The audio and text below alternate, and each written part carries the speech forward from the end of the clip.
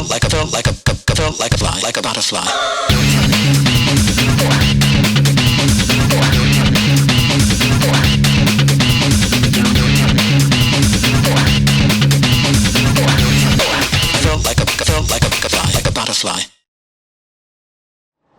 Eh bien bonjour tout le monde, on se retrouve pour une toute nouvelle vidéo un petit peu particulière aujourd'hui puisque nous sommes ici pour une saison, la saison d'Halloween de Plopsaland de Panne, surtout pour les Halloween Scare Night, puisqu'en effet j'ai ouï dire que Plopsaland commençait un petit peu à faire un événement assez quali sur ce sujet, donc on va découvrir ça aujourd'hui et je vais en profiter également pour faire une vidéo complète de Plopsaland.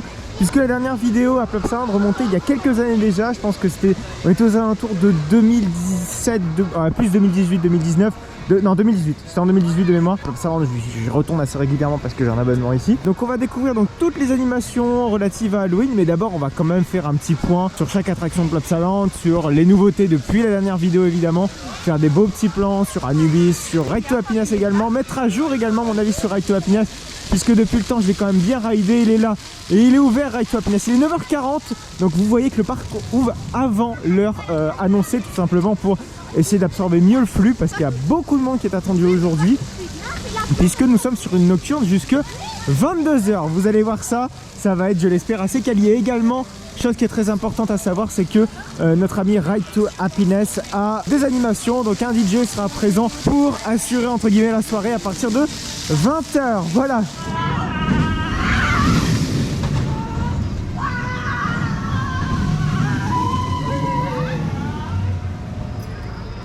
Dans ce coin là-bas, il y a une maison qui est plutôt intéressante, parce qu'elle renferme un coaster qui est très intéressant même. Voilà, on est dans la gradation quand même, vous l'avez remarqué. Pas que dans la numération. Oh mais par contre ça dégueule. Ah oui, ça dégueule. C'est Anubis de Ride. Oh qui est là-bas. Oh qu'il est beau. Oh qu'est-ce qu'on a envie de le faire. Oui, ce Anubis avec ses beaux rails bleus là qui dessinent maintenant à Skyline du Parc. Enfin maintenant ça fait un petit moment quand même depuis 2009. Ce magnifique Launch Coaster Gasler qu'on va aller tester.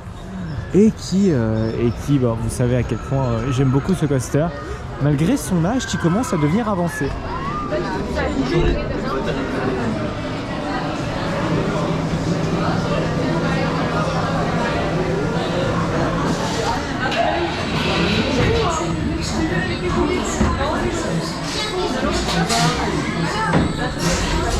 C'est parti pour Anubis.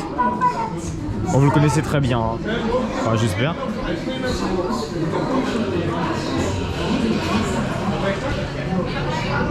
Certes, ce n'est plus la star du parc, mais c'est toujours bien. Bah, j'espère. Allez. Ouah. Oui. Oui, il est froid. Oui.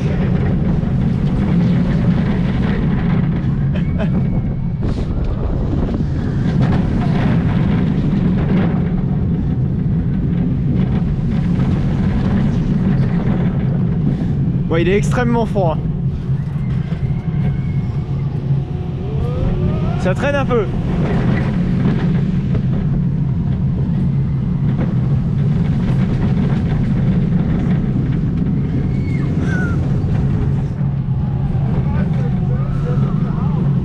Ouais, il traîne un peu beaucoup du cul là.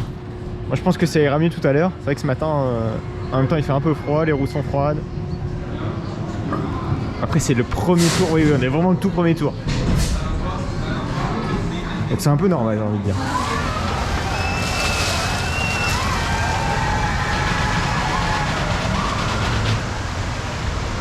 Bon, pour vite fait vous parler de ces deux attractions là, je pense à The Drac qui est juste là-bas, qui est l'E-Power Mac et puis également un petit peu de Dino Splash, on va en parler vite fait. Bon, The Drac, je trouve que c'est quand même un E-Power relativement nul, hein. Il se passe un petit peu rien. Pas d'airtime, oui, parce qu'il y a des e-power qui ont certains, qui a des airtime, hein, je pense à Max & Moritz. Celui-là en plus est assez récent, 2004, ce Big Bob je le trouve meilleur parce qu'il a pareil un petit airtime. rien de la transcendance. Certes, c'est vrai que les e-power c'est difficilement faisable de faire de très bons layouts. Et concernant Dino Splash, c'est là où ça devient un peu plus compliqué, c'est que moi je déteste Dino Splash. Il n'a absolument pas sa place, je trouve, dans cette zone. Enfin, c'est pas que je déteste Dino Splash, c'est juste que je n'apprécie pas du tout cette rethématisation, parce que oui, il a été rethématisé depuis la dernière vidéo. À l'époque, il était voilà sous la thématique château, même s'il y a quelques rappels de château. Là, vous le voyez sur le décor en bas à gauche de la station. On a encore 2-3 petites reliques des châteaux, même si c'est des décors refaits, honnêtement. C'est pas des décors d'origine. Et dans l'ensemble, je trouve que ça fait très carton-pâte, pas réaliste. Bref, je trouve que Plopsaland c'est un peu chié dessus. Surtout que je trouve que la théma château, ça faisait une zone unie en fait, si vous voulez, avec de drac. Ça faisait pas, vous savez, une coupure. Vous regardez, zone des châteaux, zone jurassique, et là d'un seul coup zone suisse. Vous voyez le truc? Non, c'est pas cohérent, j'aime pas ça. Pourtant le layout est plutôt sympa. Il est rapide parce que parfois quand ça traîne du cul chez les flumes c'est un peu chiant. Mais là pourtant il a un très bon layout celui-ci, en plus avec une drop en double down. Il a tous les atouts pour réussir ce flume, mais sauf que niveau théma comparé à l'ancien c'est un gros nom. Ah, péta cohérence. Enfin, ceci dit, il y a juste une petite chose qui est très important à dire. Ça fait longtemps qu'Animatronics n'était plus là. Ils l'ont remis il n'y a pas si longtemps que ça. Il était là à l'origine de l'ouverture du vrac. Et ça fait plaisir de le revoir. Voilà, c'était juste des détails dont tout le monde se fout.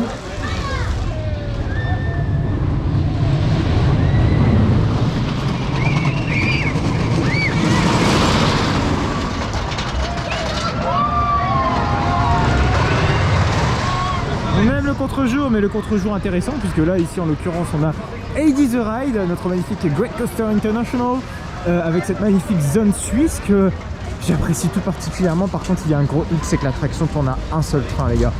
Un seul train, c'est extrêmement peu. Mais bon, vous allez quand même avoir le droit à une petite on-ride avec 2-3 petits plans sympathiques de AD's Ride. Vous m'excuserez, cette on-ride a été tournée en début de journée. Pendant le rush justement, c'est là où je me suis rendu compte vraiment que le train tournait, enfin le coaster tournait qu'à un seul train. Et attention, c'est vraiment un seul train, le train n'est même pas en voie de garage. Je sais pas où il est, mais il est pas là, il est pas sur le parc. Là, on dénote pendant 90 minutes pour l'attente de l'attraction. C'est absolument l'enfer, personne n'a envie d'attendre 90 minutes pour Heidi. Mais malheureusement, c'est ce qu'il faudra faire pour pouvoir le faire.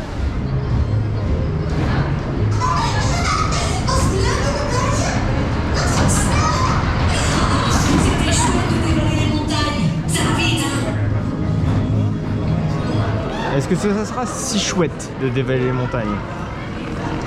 La question est en suspens, même si moi j'ai la réponse. Mais laissons le suspense jusqu'au bout. Bon, pour ceux qui me connaissent, vous connaissez mon avis. Ça donne réaction. C'est parti! Ah non, déplaise à notre ami First Drop qui n'apprécie pas forcément ce GCI. Mais moi je l'apprécie. Et oui, spoiler alert. Oh putain, de parking il est plein quand même. Ça fait peur quand on voit ça. Mais bon, tout à l'heure ça devrait aller. Allez, c'est parti! Oui!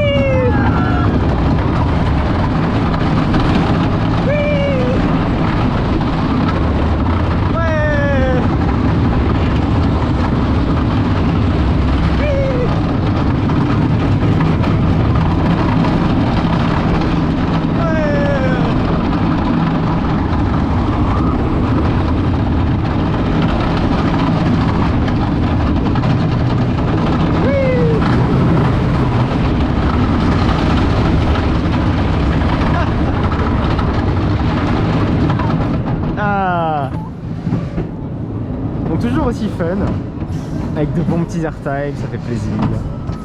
Par contre le deuxième train, vraiment il est clairement nécessaire là. Alors, il est censé être à notre gauche là, il est même pas là. Donc dans le deuxième train en fait on peut...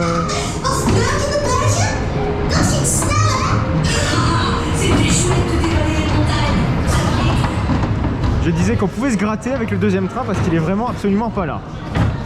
Donc pas de deuxième train aujourd'hui, ça fait peur. Surtout pour une nocturne.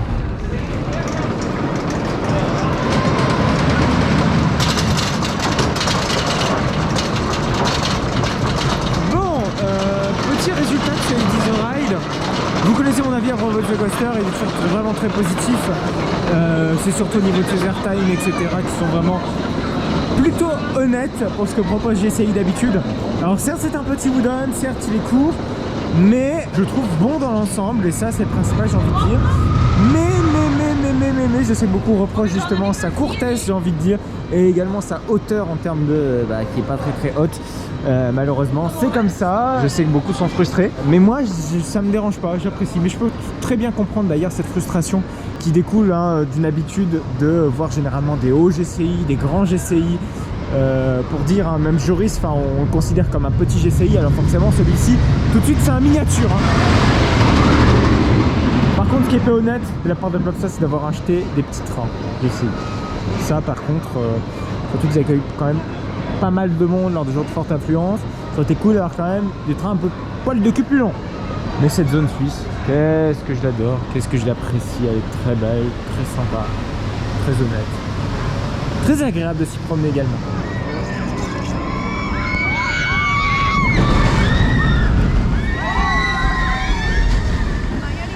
Bon, de Super Splash, on va dire que c'est un peu l'arnaque, très clairement, en 2006, surtout que c'était l'année également de l'ouverture de Vigedor Holland.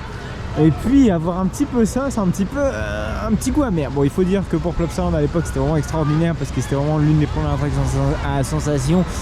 C'était plus dans le monde familial, clairement, ça restait une attraction familiale. Même si on passait un cap avec des Starfire que vous voyez qui est en train de tourner là-bas à gauche. Voilà, pour me mettre un petit peu dans le contexte. Donc à l'époque c'était bien, mais là on a un sentiment de pas d'inachevé, surtout qu'on aurait peut-être aimé une partie Dark Ride. Ça c'est sûr, avec Pit Pirate sans doute que ça aurait pu être possible, ou même ne serait-ce que peut-être des effets un petit peu plus intéressants dans la tour, serait un peu plus appréciable. C'est vrai que l'attraction n'a pas bougé depuis son ouverture, c'est un peu dommage quoi.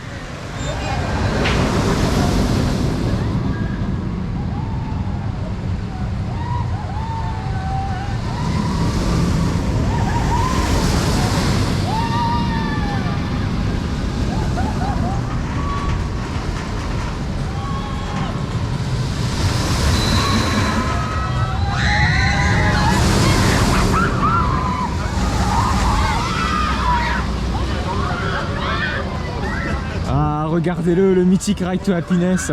Bon, j'en ai fait l'éloge déjà dans une vidéo, vous le savez très bien. Si jamais vous n'avez pas vu d'ailleurs, le lien de cette vidéo s'affiche normalement juste en haut à droite. Mais je tenais quand même à faire un petit point sur comment a vieilli Ride to Happiness, parce que vous savez que généralement les coasters, dans le temps, parfois ça ne peut pas être périn. Et peut-être mettre à jour mon avis, parce que vous savez que j'ai beaucoup ridé Ride to Happiness, pour ceux qui me suivent sur Instagram. Donc mon avis a peut-être changé, évolué et surtout s'est perfectionné. Je vous propose d'attaquer donc tout de suite avec une on-ride, histoire de bien se remettre en jambes sur l'attraction.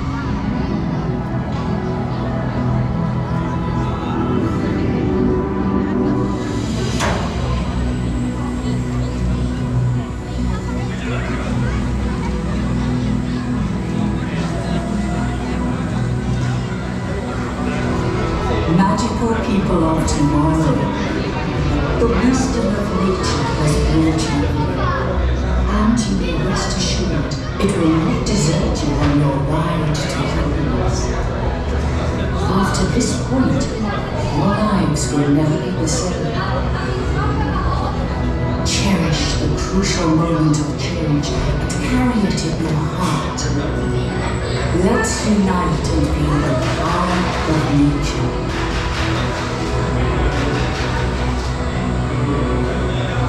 Mais le temps est plutôt dégagé, ceci dit.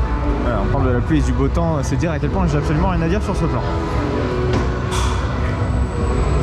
C'est parti! Bon, le beau banana roll. Ah non, c'est vrai que c'est pas un banana roll, ça putain, c'est le Jojo roll. Ah, j'ai du mal. Voilà! Le pire est passé pour moi. Si on peut encore appeler ça le pire. Franchement, pire, j'ai envie de dire. On a Goudurix ou Vampire par exemple. Oui.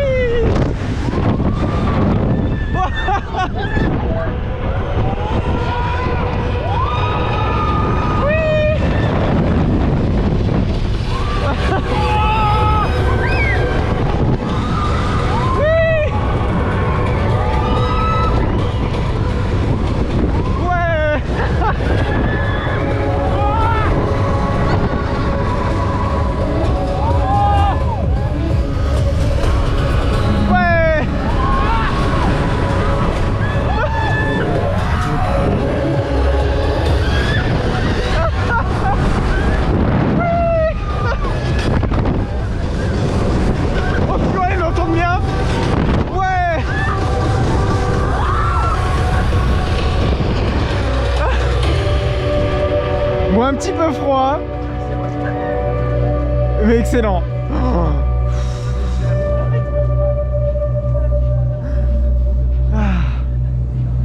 La musique qui va toujours absolument bien avec le parcours.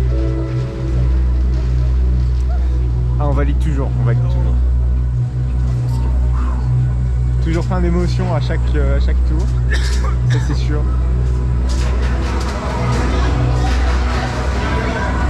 Et voilà, retour en station.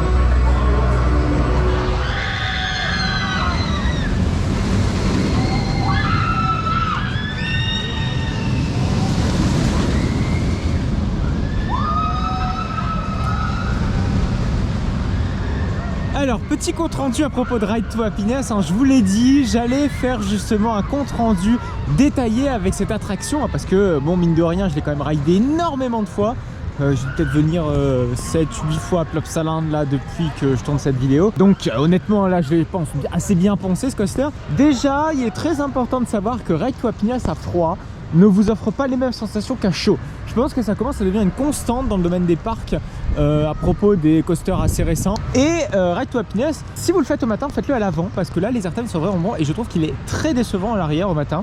Donc si jamais vous arrivez, vous le faites au matin, faites-le à l'avant. Voilà, donc pour faire un compte rendu détaillé du layout, le launch, voilà, c'est du Mac.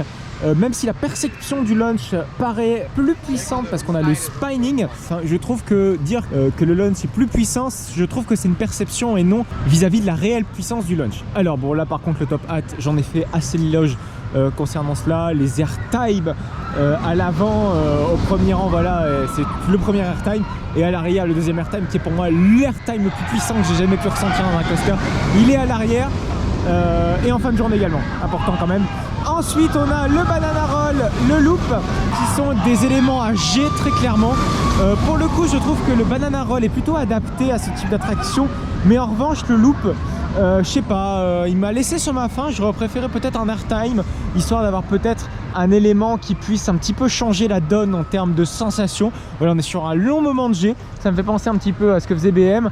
Et ensuite on arrive voilà sur le step up underflip, c'est très important là, c'est le step up underflip qui est bon sans être excellent, mais par contre la deuxième partie là on y arrive, c'est quand même bien plus intéressant, notamment avec le non-inverting loop qui n'est pas un non-inverting, c'est un double non-inverting dive loop de mémoire qui est absolument sublimissime. Voilà, il est juste après le second launch qui est juste génial en termes de sensation, assez impressionnant. Ensuite on a l'énorme virage assez ample où on vient finir comme ça en 2 airtime, où là je trouve ça c'est absolument fantastique. Petite chose à propos de la musique, voilà, du soundtrack, je l'ai assez dit, le soundtrack est juste excellentissime. Par contre il y a un truc que j'ai ressenti, voilà, je pouvais pas évidemment dire à grande certitude, c'était l'effet spinning.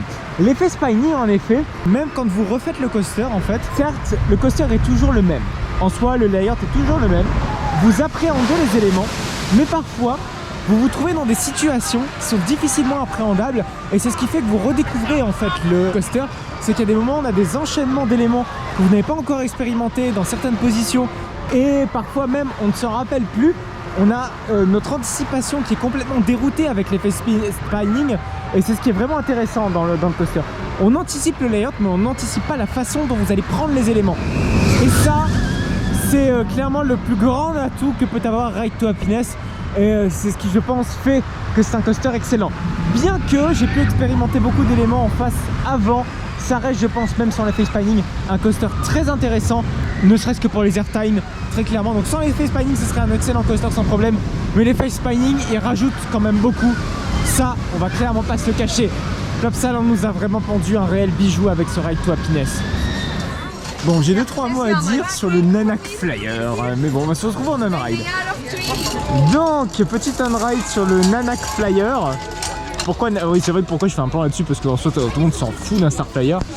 Mais c'est vrai que ce Star Flyer a une petite particularité, enfin on a surtout beaucoup parlé cette année, puisque ce Star Flyer a fallu être retémé sur des TikTokers. Comment dire que ça a fait gronder les foules, et moi le premier, parce que je trouve ça complètement con de... Enfin bref, j'ai absolument pas d'argument. Et donc du coup en urgence, Plopsa s'est urgemment pris d'affaire pour rethématiser le tout en Nanak Flyer.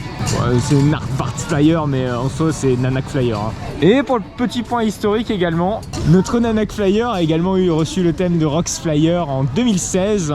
Et avant Rox Flyer, c'était Spring Flyer, et c'était sur le thème de Spring, qui était une ancienne série belge. Bon, je vais faire des petits plans de coupe, hein, histoire de pas avoir non plus tout plein de ride, parce que sinon ça va être un petit peu chiant. Histoire d'avoir de beaux petits points de vue, pourquoi pas, sur tout le parc.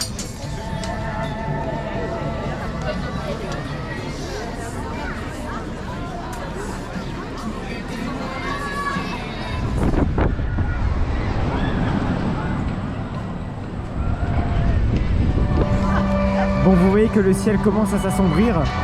Oh, il y a un drone d'ailleurs là-bas, je sais pas si vous allez le voir, attention, il va passer juste derrière le Super Splash, donc je pense qu'on s'en cogne un petit peu, voilà, il est juste là-bas. Le soleil commence à se coucher.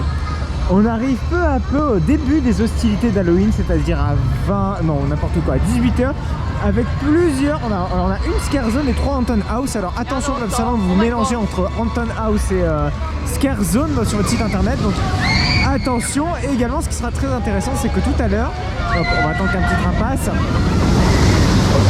c'est que tout à l'heure on aura un DJ qui jouera juste ici, qui apparemment joué à Tomorrowland, je sais plus quel nom il a, quel pseudo il a, excusez-moi, les artistes méritent d'être mis en avant quand c'est le cas, mais malheureusement je n'ai plus son nom. Mais bref, donc tout à l'heure il y aura un petit peu d'ambiance ici, pour pouvoir donc découvrir Ride to Happiness de nuit. Ah ça, je n'ai qu'une hâte, c'est de le découvrir. On est parti donc pour la première attraction de cette saison d'Halloween, des Halloween Scare machin, des Halloween, oui, Scare Night avec Campsite Sunshine de mémoire, enfin je sais plus trop quoi, bref c'est un camping, on va aller voir ce que ça donne. En plus la playlist a changé, ça change des musiques classiques qu'on a du parc, enfin bref, c'est beaucoup mieux, c'est parti.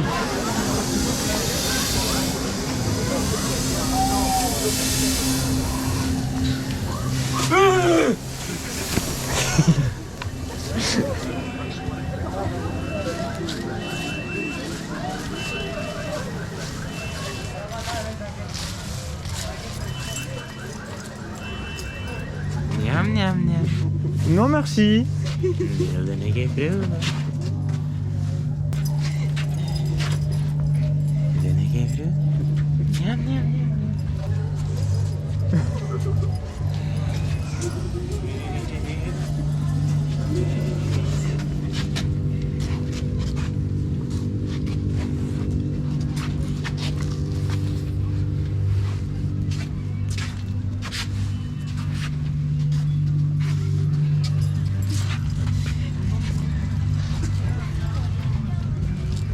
Merci pour l'accueil. Et on est parti pour Anubis The Ride en nocturne. Ah, ça fait hyper longtemps que j'ai pas fait Anubis de nuit. Mon dieu, ça date de moins d'il y a presque 10 ans. C'est vous dire à quel point ça fait un bout de temps. Donc autrement dire que j'ai hâte, voilà. Allez, c'est parti. Wow, putain. Oui. Wow. Oui. Ouais. Oh my god. Oh, j'adore. Oui.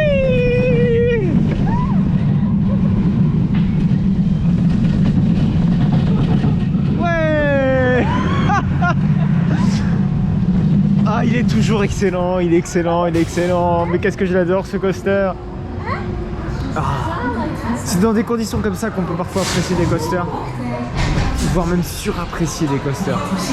Scare Zone, donc Lumberjack, qui se situe donc juste à côté de comment qu'elle s'appelle déjà, de Anubis. Anubis et Super Splash.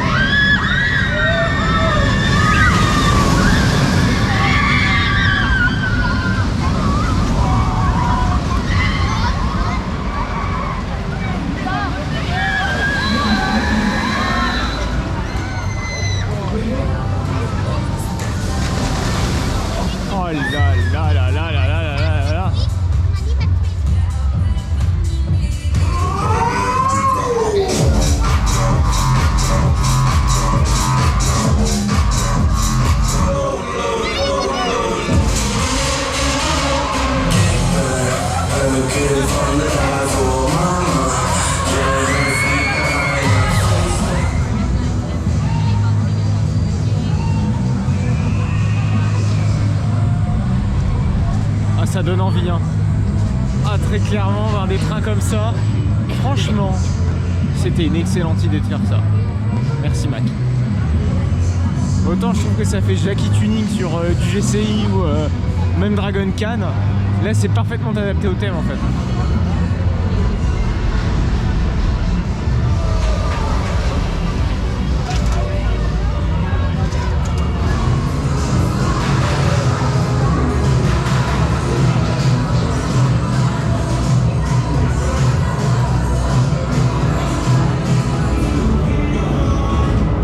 Est-ce qu'on va être copyright? Ça va être la grande question. Parce que la vache, hein. Et on entend bien en plus, c'est ça le problème, c'est ça le bordel. Donc je sais même pas si je pourrais exploiter cette ride. Mais bon, tant pis, c'est pas grave, c'est pour le kiff, on va dire. Cette vidéo vous est offerte. Ah, j'aime beaucoup cette ambiance, en tout cas. J'aime beaucoup ça. On n'entend même plus le soundtrack de base en fait de l'attraction. Mais c'est pas grave. Allez, c'est parti. On va avoir peut-être notre petit instant calme quand on sera côté Super Splash et côté Kadri. Allez, c'est parti. Ah.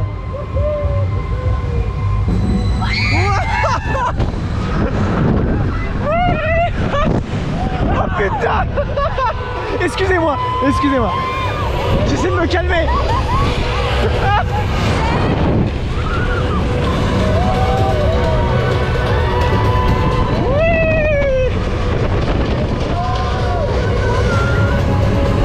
Ah ma vache. Ah.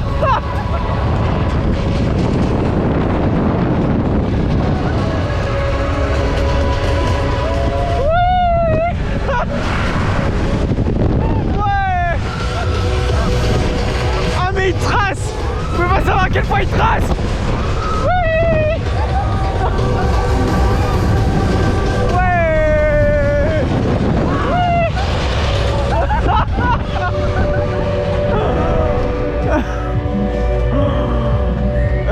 Best ride ever de Ride to Happiness, je suis désolé. Ah purée. Ah c'est énorme. Ah bon, c'est dommage, j'aurais bien aimé pouvoir être en front row en station, mais bon malheureusement ce sera pas possible, c'est dommage. Mais quel bonheur ce Ride to Happiness. Bon, il y a beaucoup de monde, mais quasiment allez, 40 minutes, mais ça dépite extrêmement bien. Ça, il n'y a pas à chiquer. Je suis désolé, c'est un peu la course, comme je vous l'ai dit tout à l'heure sur Anubis, parce que clairement le parc n'offre limite pas assez d'heures d'ouverture pour pouvoir tout faire. Et c'est un peu dommage. Bon, c'est pas grave. Mais on apprécie Ride to Happiness. C'est beau.